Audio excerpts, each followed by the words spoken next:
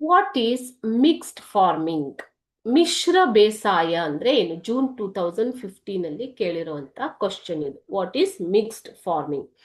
Mixed farming is raising of crops and cattle rearing, poultry, bee keeping, pig rearing, silk farming, aquaculture, etc. This is called as mixed farming.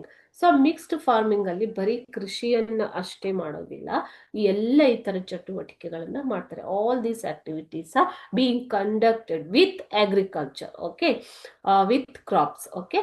So like cattle rearing ಅಂತಂದ್ರೆ ಹೈನುಗಾರಿಕೆ, okay. Poultry ಅಂತಂದ್ರೆ ಕೋಳಿ ಸಾಗಣೆ.